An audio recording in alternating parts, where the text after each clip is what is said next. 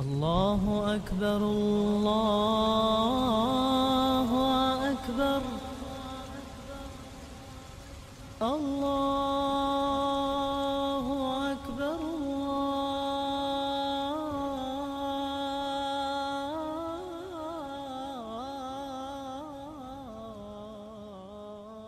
بسم اللہ الرحمن الرحیم۔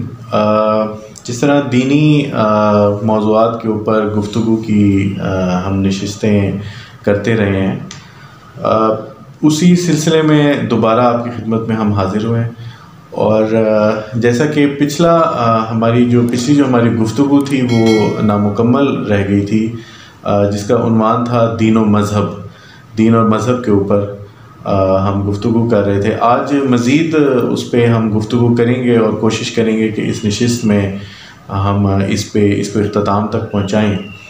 اور جیسا کہ پچھلی نشست میں بھی ہم نے بتایا تھا کہ ہماری جو کوشش ہے وہ یہ ہے کہ ایک دین کا جو طالب علم ہے وہ جب دین کو اور دینی کتب کو اور مختلف موضوعات کو جب اس کا مطالعہ کرتا ہے تو پھر وہ چیزوں کو کس نظر سے دیکھتا ہے۔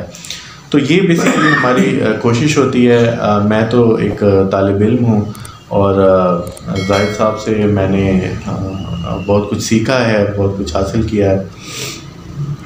تو یہی مقصد ہے کہ ایک دین کا جو طالب علم جیسے زاہد صاحب ہے، جن کا ایک بہت وسیع مطالعہ ہے اور بہت ساری تحریر بھی ان کی موجود ہیں، تو ان کا ایک پرسپیکٹیو معلوم کرنا جو ہے یہ ہماری نشست کا ایک مقصد ہے۔ زاہد صاحب، میں گفتگو کا آغاز کرتا ہوں۔ آپ کا بہت شکریہ۔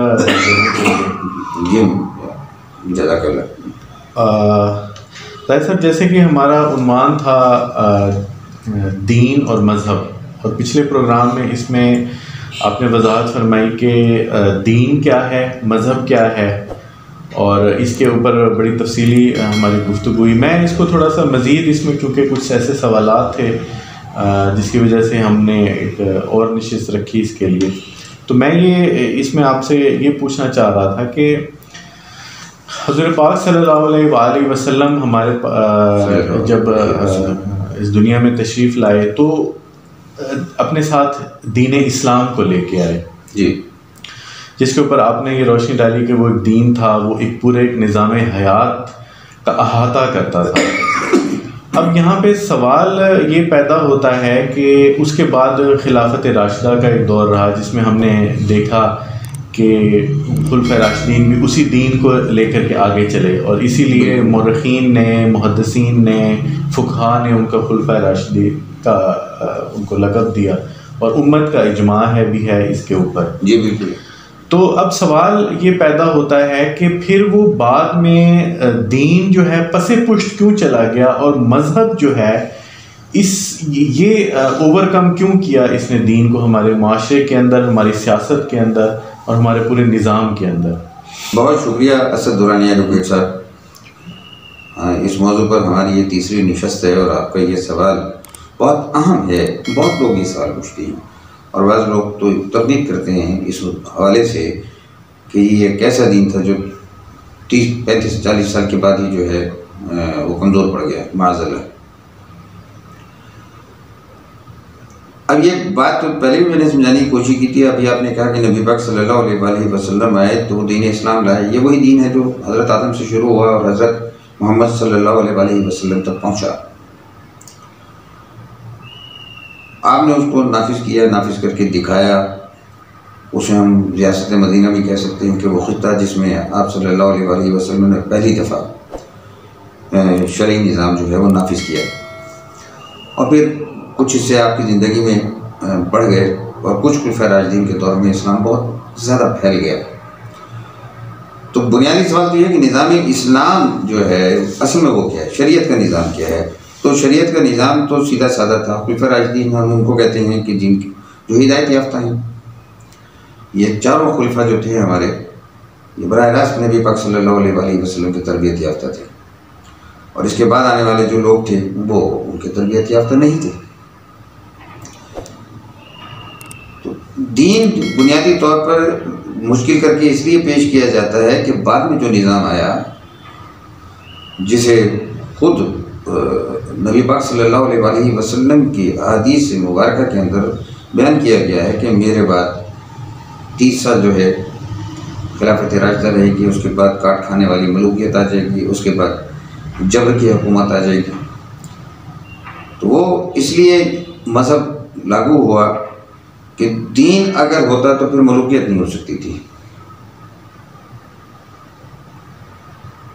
تو اس کو دین کو پیچھے رکھنے کے لیے اور لوگوں کو یہ بھی بتانے کے لیے کہ ہمارا اسلام سے ہی تعلق ہے، تو کوئی نہ کوئی آڑ چاہیے تھی، تو وہ آڑ ہمیں ملی مذہب کے نام پر کہ جناب آپ نماز روزہ سب عبادات کے لیے جو ہے نا آپ آزاد ہیں، لیکن یہ اللہ کا حکم ہے، اولو الامر کا جو ہے نا حکم آپ نے ماننا ہے۔ یعنی کہ یہ معاملہ ایسا نہیں تھا، لیکن لوگوں کو منبر سے یہ بات، اور ایسے لوگ ہر دور میں مل جاتے ہیں کہ جنہوں نے جہاد کا فلسفہ ختم کر دیا، لوگوں کو بتایا کہ بھائی جو حکمران ہے آپ نے اس کی اطاعت کرنی ہے، وہ جیسا بھی ہے اس کی اطاعت کرنی ہے۔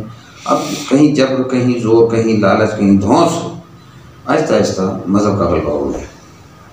آپ اٹھا کر دیکھ لیجئے تاریخ، آپ قرآن مجید اٹھا کر دیکھ لیجئے، آپ احادیث کے مجموعے اٹھا کر دیکھ لیجئے، آپ کو نہ قرآن مجید میں لفظ مذہب ملے گا، نہ آپ کو احادیث میں لفظ مذہب ملے گا۔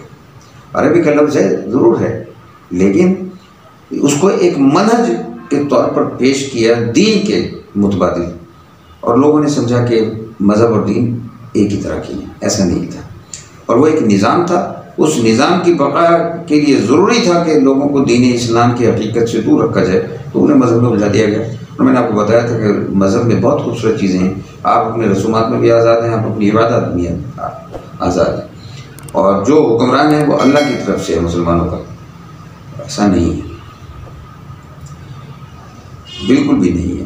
مذہب کا فروغ ہمارے یہاں تو یعنی جو آپ کہہ لیجئے کہ جہاں یہ پہلی مرتبہ یہ لفظ سامنے آتا ہے جب یہ چاروں امام سامنے آ گئے، سب سے پہلے امام ابو حنیفہ سامنے آ گئے، ان کی فقہ کو، یعنی فقہ جب شامل ہوئی ہے ہمارے ہاں تو لفظ مذہب بن گیا، یعنی ہر امام کی علیحدہ فقہ اور فقہ کے معنی مذہب، یعنی ان کا راستہ یہ، ان کا راستہ یہ، ان کا راستہ یہ، تو یہاں سے یہ مذہب داخل ہو گیا۔ حالانکہ ان اماموں کے ذہن میں یہ بات نہیں تھی، انہوں نے اپنا کبھی یہ ہماری استعمال نہیں کیے، لیکن ہمیں یہ بہانہ مل گیا کہ ہم نے اسی کی بنیاد پر جو ہے نا، تو اگر آپ دیکھیں کہ جو فقہ حنفیہ کب جو ہے دنیا میں پھیلی، عباسیوں کے دور میں، انہوں نے جو ہی اس کو اپنا سرکاری مذہب بنایا پوری دنیا میں پھیل گئی۔ اسی طرح وہاں پر جب عباسی تھے تو ہسپانیہ کے اندر جو ہیں ابھی بنو امیہ کے لوگ باقی تھے، انہوں نے مالکی یا شافعی،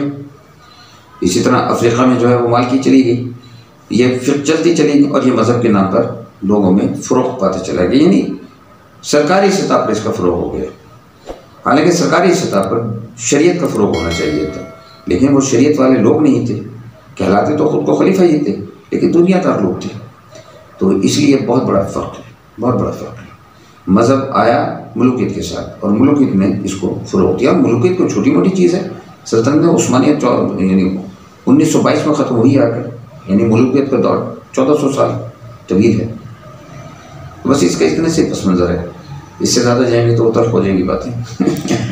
ٹھیک ہے زاہد صاحب، میرا دوسرا سوال جو ہے وہ مذہب کے حوالے سے ہے کہ مذہبی اختلافات جو ہیں وہ کس طرح کے اختلافات کو مذہبی اختلافات کہتے ہیں، اور ان کی بنیاد، یعنی سوال تو یہ بھی یہی ہے کہ ان کی بنیاد کیسے پڑی، لیکن یہ بھی اس سے ایک اچھا سوال یہ ہے کہ ان کی بنیاد کیوں پڑی؟ کیا یہ معاملات ایسے نہیں تھے کہ جو سلجھائے جا سکتے تھے؟ مثال کے طور پہ کہ اگر امام مالک جو ہیں وہ ان کے ماننے والے یا ان کا موقف یہ ہے کہ ہاتھ کھول کے نماز پڑھی جاتی ہے، اور امام ابو حنیفہ کے مطابق جو ہے ہاتھ باندھ کے پڑھی جاتی ہے، تو یہ وہ فقہ تھے جو ایک دوسرے کی بہت زیادہ رسپیکٹ کرتے تھے، بہت عزت کرتے تھے، تو پھر کیا وجہ ہے کہ اس وقت میں بھی ان معاملات کو نہیں سلجھایا گیا، اور یا ان کو نہیں سلجھایا جا سکتا؟ نہیں، سلجھانے کی کوشش اس وقت ان کے ذہن میں بھی نہیں تھی بات، یعنی ہم اصل ہیں امام ابو حنیفہ رحمۃ اللہ علیہ اور امام مالک رحمۃ اللہ علیہ ہم عصر ہیں. یہ اتفاق سے یہ چاروں امام آگے پیچھے ہی ہیں، ٹھیک ہے. یہ دونوں ہم عصر ہیں. امام شافعی جو ہیں وہ امام مالک کے شاگرد ہیں، اور امام حنبل جو ہیں امام شافعی کے شاگرد ہیں. یعنی یہ سارے ایک دوسرے سے لنکڈ ہیں، ایک دوسرے سے فیضیاب ہوئے یہ. لیکن بات یہ ہے کہ ان کے ذہن میں یہ نہیں تھا. اب یہ میں آپ کو ایک بات نقطے کی سمجھانے کی کوشش کر رہا ہوں کہ فقہ کہتے ہیں فہم و قانون، یعنی دین آپ کو کہاں ملتا ہے؟ فقہ کی کتابوں میں ملتا ہے. اب سیاسی لوگ بہت ذہین تھے، انہیں اندازہ ہو گیا کہ اکثریت اس چیز کو ہے، ان کے اس پہلو کو اجاگر کر کے ہم انہیں علیحدہ کر سکتے ہیں. تو اس کو سیاسی بنیاد پر نعرے بنا کر جو ہے نا، ان جو مختلف مسالک کے امام تھے ان کے گروہ بنا دیا گیا. حالانکہ ایسی بات تھی نہیں، فہم کا فرق تھا. انہوں نے تو کبھی آپس میں اختلاف نہیں کیا تھا. آپ دیکھیں جب قضات کا مسئلہ آیا، امام ابو حنیفہ نے جو ہے قضات قبول کرنے سے انکار کر دیا کہ میں تو قاضی القضاء کا عہدہ قبول نہیں کروں گا. دونوں یعنی یہ وہ امام ہیں جنہوں نے دونوں دور دیکھے ہیں. بنو امیہ کا دور بھی دیکھا 50 سال کی عمر تک، آخری 20 سال زندگی کے جو ہیں بنو عباس کے بھی گزارے، لیکن آپ نے قبول نہیں کیے. آپ نے سختیاں جھیلی، کس لیے کہ یہ نظام ٹھیک نہیں ہے. یہ نظام میں اپنے تمہارے فیصلوں پر اپنی مہر نہیں لگا سکتا. تو ملوکیت کے خلاف جنگ کر رہے تھے، تو لہٰذا ملوکیت نے ان کے ساتھ کیا کیا؟ امام مالک کو بڑھاپے میں بے عزت کیا گیا. امام ابو حنیفہ کے ساتھ کیا کیا ہے؟ امام حنبل کو کوڑے مارے گئے بڑھاپے کے اندر، 80 سال کے بوڑھے کو کوڑے مار رہے خلق قرآن کے مسئلے کے اوپر. امام شافعی کے ساتھ کیا کیا ہم نے؟ تو یہ بات یہ ہے کہ فقہ جو تھی اصل میں دین محفوظ فقہ میں ہوا، لیکن سیاسی لوگ جو حکمران تھے جو اپنے آپ کو خلیفہ کہتے تھے، اصل میں خلیفہ تو نہیں تھے. انہیں تو اپنی بادشاہ جو اپنی بات نسل کو دے جائے وہ خلیفہ ہو نہیں سکتا. یہ بس ذہن میں رکھیے. تقوی کی بنیاد پر آپ کا حکمران ہو سکتا ہے، مشاورت سے ہو سکتا ہے، امرهم شورى بینهم. یہ نظام تھا نہیں. اور پھر بیت المال ان کے اصراف میں تھا، عوام کو اس پر کوئی حق نہیں تھا. تو یہ بھی اس کو نظام شریعت سے دور کر دیتی ہے.